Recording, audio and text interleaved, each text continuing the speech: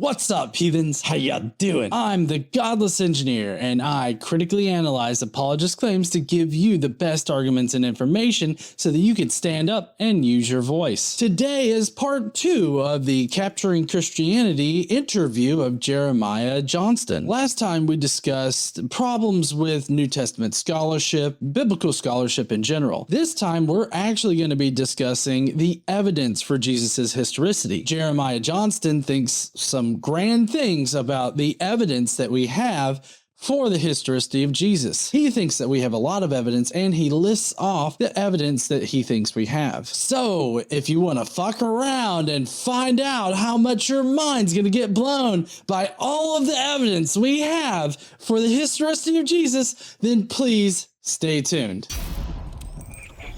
I say something a little bit similar in my book that, when we look at the evidence, there's 11 sources for Jesus within 100 years of his life. 11. The only competitor to that would be Roman emperors. So I have to appeal to Roman emperors for the same quantity and quality of evidential lines that I have for Jesus of Nazareth. So this is a common thing for people to say, there's not 11 sources for Jesus, okay? And this goes back to source criticism. Like, it's very key to understanding, the mythicist argument, to understand source criticism and what counts as a source. What we're looking for as far as sources goes is independent sources. This would be people that are independent of the faith of Christianity or independent of other sources talking about Jesus and Christianity, right? So we want independent sources for one. For two, we want eyewitness testimony, which we don't have. The funny thing is that he believes Matthew wrote Matthew, Mark wrote Mark, Luke wrote Luke, and John wrote John. Even on the consensus of mainstream New Testament scholarship, that's fringe itself, because the consensus of scholars now is that they're anonymous works. And obviously, Jeremiah Johnston, as well as Cameron Bertuzzi here, they're perfectly fine with going with the fringes and the positions that are laughed at by the rest of the scholarly community. They're fine with accepting those positions as long as it advances their own positions. As soon as it goes against their position, they're totally against it. It's very weird right there how they do that, because they won't tell you that is a fringe position. They won't tell you that very small portion of the scholarly community accepts that position. If we just step through the sources and we just think about them logically, you'll see how flawed the count of 11 is. The first source we have about Jesus is Paul, right? He's independently writing about Jesus. He obviously has sources in the already existing Jewish Christian community. So obviously he's getting information from somewhere, and also the scriptures as well as visions. But that's our first actual textual source that we still have today. Now, after that, you would have to point out that we've got the Gospels, right? Well, they're all ultimately based off of Paul's work. Mark is based off of Paul's work, or at least is influenced by Paul, which makes Mark not a independent work. Now, could there be independent information contained within Mark that's not dependent upon Paul or any other sources? Yes. But the trick is, what methodology are you going to use in order to sort that information out? How do you determine between the independent information and the non-independent information? Obviously, the dependent information is going to exist in other sources, like Paul's work, right? That's going to be the dependent information. But how do you know that the rest of the information is truly independent, or is it based on some work that we don't have anymore? Or is it just fabricated by the author? You have to have a good methodology for sorting out those kinds of details to come to a solid conclusion about independence before you can make any kind of actual conclusion. And the problem with New Testament scholars, as Jeremiah Johnston and others, is that they think they know where the information comes from, and it comes from a fabricated independent source that they just so happen to analyze in their minds without any kind of actual textual evidence for it. The the Q document, they say that, oh, well, that's independent. It's an independent source about Jesus's sayings and some of the things that he did in life. How do you know that? We can't actually analyze the text because we don't have the text. For all we know, it's completely fabricated. So anyways, that's Mark. The other gospels are based on Mark. And similarly to the problem between Paul and Mark and the rest of the community, we have this same synoptic problem for Mark, Matthew, and Luke, and John, rather. I mean, John's also connected to all this, and I'll explain that here in a second. But basically, Matthew and Luke both based their gospels on Mark, and Luke based part of his gospel on Matthew. And so that means that Mark is contained in all the gospels, and then John uses the gospels to construct a different kind of gospel, but we still can tell that it was influenced by the other gospels. One of the most notable things that indicate this is the story of Lazarus. In Luke, Lazarus is a parable told by Jesus. It's not a real Lazarus. But then in John, he reifies this information into history by making Lazarus a real, literal person that is resurrected by Jesus. It's a similar message, it's just turned on its head. It shows that most likely John knew about this Lazarus in Luke, and so he wrote a contrary account of it that sends a completely opposite message. There's no way that John didn't know about the other gospels. So far, we've got Paul's work, right? That's one source. Gospels are out. The other books in the Bible that are already in the Bible that they would probably list there, like maybe Hebrews or something, those are out. The pastoral epistles are out because those aren't written by Paul. And then every single non-Christian source after that, they're all based on Christianity. Like, what were the Christians saying? Suetonius in the 50s. He was just describing a Jewish revolt where some fuck named Chrestus was causing a lot of problems. He didn't mistake Chrestus for Christians or Christus, because in Suetonius's passage, he makes Chrestus the direct instigator of the violence. And then you go to Tacitus. Tacitus seems to be talking about the same fuck that Suetonius was. Tacitus, he adds a little bit on there that has some very Christian things in there describing Pilate crucifying Jesus and whatnot. There's a cogent argument to be made that that's inserted later, but even if you take it at face value, Tacitus most likely got this information from Pliny the Younger, who was busy interrogating people. And so that right there is another source that can be thrown out because Pliny the Younger is only interrogating other people. And then who else do you got? Where are these other sources? You don't have any. You've got one source. That's Paul. You know what Paul did? He had hallucinations and he read the scriptures a little bit too much and he pulled all this shit from there. So do you really have an eyewitness for Jesus? Do you really have anybody that actually saw Jesus on earth or was part of his ministry? You don't. You've got one source that hallucinated information. How is this good evidence? Why do you need to go to Roman emperors in order to have as good of evidence as this? I mean, it's ridiculous to say that you have that good of evidence for others in history because that evidence is really poor. Other people in history have so much better evidence. And yet you go on YouTube, and like you said, that's a fact. I'm not going to forget you said that. Mythicism is alive and well on YouTube. And so I just think there's like a real misunderstanding. You probably should do some shows on, and you probably already have, knowing you, just what history is, how we do history, and how we learn from the past to make decisions that influence us today.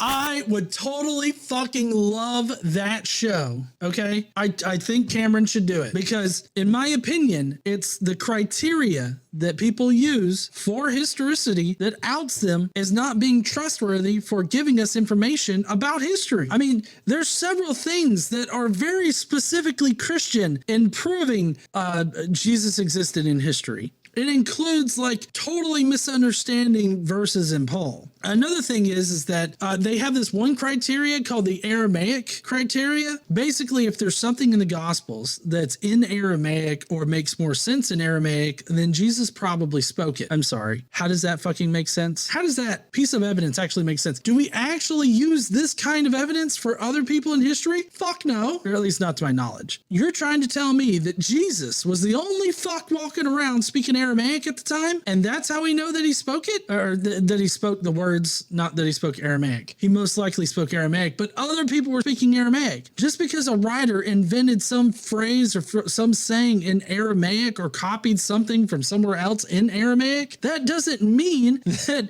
Jesus actually existed and said that. But this is the kind of criteria that people like Dr. Bart Ehrman use. So I simply don't understand why they wouldn't want to put their criteria out there. Why wouldn't you want to put your methodology out there? Go on ahead, put it out there. Because as soon as you put it out there, people are going to see how wrong it is. People are going to see how bad the methodology is. Because the methodology for proving the historicity of Jesus is just as bad as the methodology they use for proving the resurrection of Jesus. If you look at the criteria for the resurrection, like the evidence that they use for the resurrection of Jesus, it's similar in quality and quantity, for that matter, as what they use for the historicity of Jesus. Like, I'll just give you a for instance, right? Gary Habermas and even the Maximal Data case, they all say that women finding the tomb is unlikely. So therefore, the women must have found the tomb empty. And so that's like a fact of history, and that it can be used to prove the resurrection. Of course, that's a non sequitur right there, because that doesn't really follow. There's a similar thing in the historicity debate, and that's, were the Jews expecting a dying and disgraced Messiah? They will say no, and they will appeal to whatever they have to appeal to in order to make the case that there was no dying and rising Messiah expected in Judaism. When in fact, we know that that's not true. And we know this by using later Jewish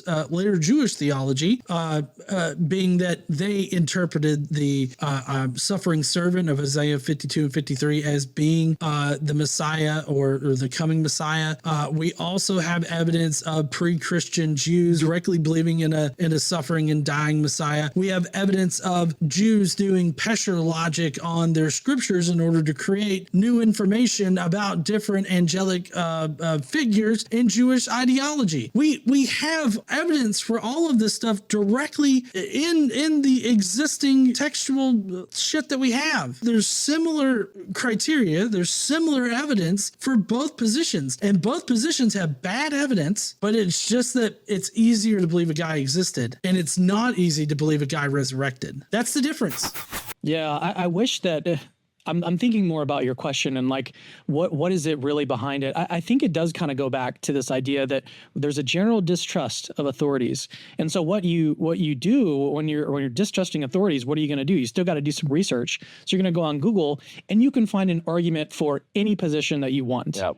Any position. You can go read someone who has a blog who is writing on this, debunking different arguments from scholars, or watching, it doesn't have to be a blog, it can be YouTube. We're on YouTube right now. But that's why I think it's important to actually take the expert opinions seriously, right, and then do the hard work of weighing that. So I agree with Cameron here that you shouldn't just get some bumblefuck off of the internet who's arguing for a mythical Jesus or mythicism or anything like that. I try to provide the best evidence based on the scholarship that exists. And so what's different from the way that I research this to how Cameron is describing it is that I don't just use Google. I use Google Scholar, okay? I look for other things in Google Scholar who's going to give you scholarly articles, like journal articles, books, and all this other stuff. So I look at the scholars, I find sources, I find what scholars are saying about it, I look at the evidence that they're providing, and it doesn't matter if I'm providing the evidence or if they are providing the evidence. So the evidence is there. Since I'm using an evidence-based argument, if I provide the evidence and I cite where I'm getting the logic or the argument or whatever from, I feel like I'm golden. I feel like Cameron's about to out himself a little bit here, because it's not just that people aren't listening to scholars, or they're not searching for scholars, or they're not reading scholars or anything like that, because obviously in the minimal mythicist camp, we're reading scholars. Hell, we're using more of the scholarship than these two bumblefucks are. Cameron's not talking about just scholarship. He's talking about Christian scholarship. He's basically doing the thing that I've joked about. And the thing that I've joked about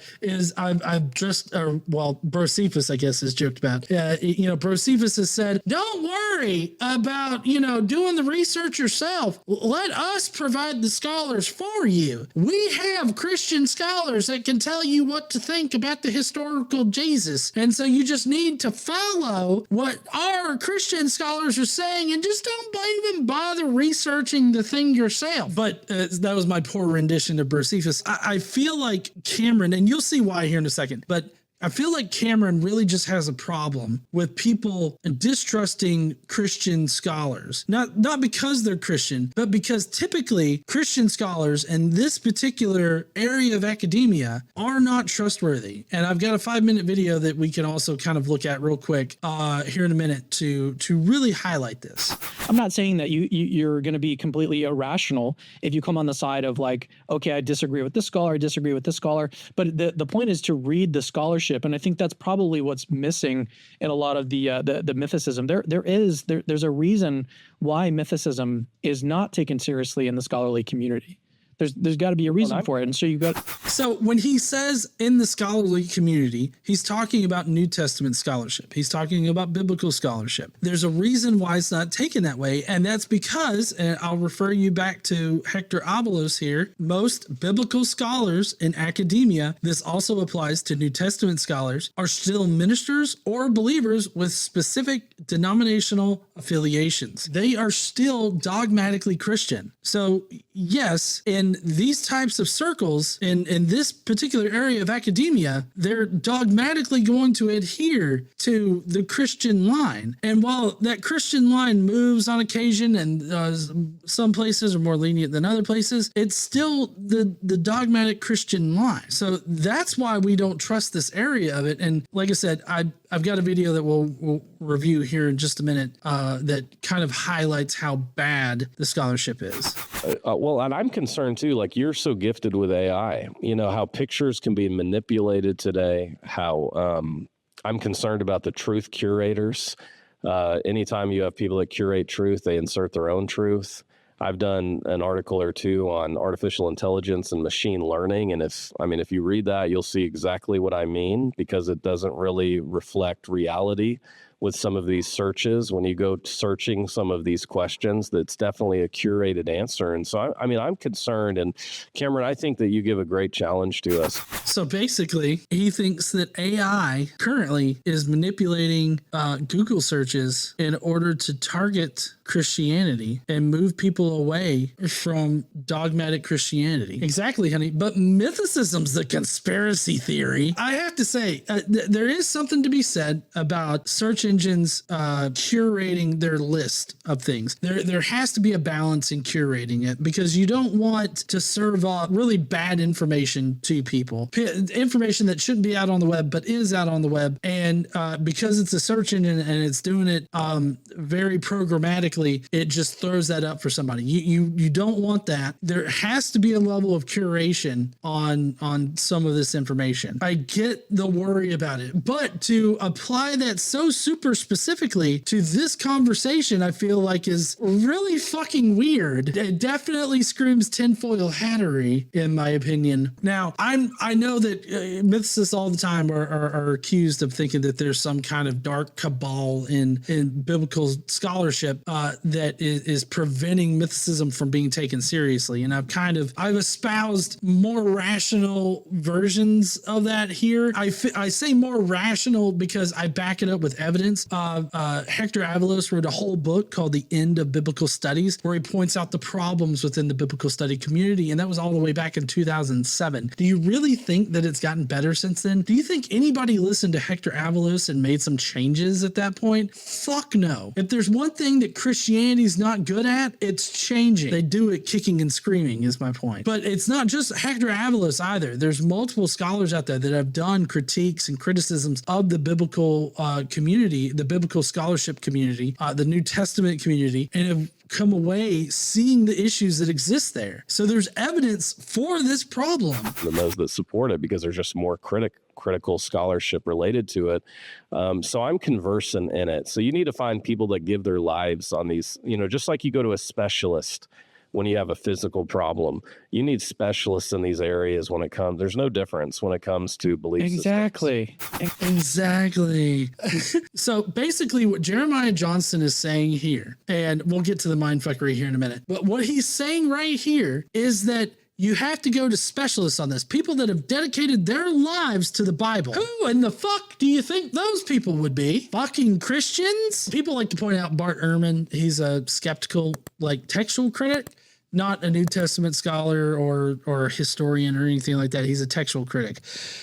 People like to point to him as a skeptical person, right? Where did he go? Where did he get his degrees at? Where did he study at in order to get that textual critic title? He went to a theological seminary. Bart Ehrman was trained in a theological seminary as an apologist to defend the faith. That's not going to affect how he does history. I mean, true. He no longer believes in the faith. He's walked away from it, but it's very obvious on this particular topic that he is stuck in his theological seminary ways. But Jeremiah Johnston here is basically saying that you need to appeal and read on this particular topic of the historicity of Jesus, Christian scholars who have dedicated their lives to the Bible, because you're not going to find non-religious people dedicating their lives to the study of the Bible. I mean, true, there are a few. There can be a few. But for the most part, people that go to school for a PhD, that study their lives away in this particular field, the vast majority of them, like Hector Avalos said, are going to be dogmatic Christians. So basically, they're lamenting over the fact that mythicists appeal to scholars that are outside of their echo chamber. And so they're claiming that, oh, well, they listen to people outside the echo chamber, so why listen to them? I mean, they're not in the echo chamber. Hey, heathens, thank you so much for watching this video today. I'd really love to know what you thought about Jeremiah Johnston's case for the historicity of Jesus. As far as the evidence goes, do you think that he has enough evidence to surely say that Jesus existed in history? Or is he just simply doing educated Christian apologetic? Which I know sounds like an oxymoron, but it's the best way that I can describe what he's doing here other than just pure apologetics. Let me know down in the comments below. And while you're down there, why don't you smash that like button and subscribe if you like this kind of content. Don't forget to stand up and use your voice. Bye, heathens.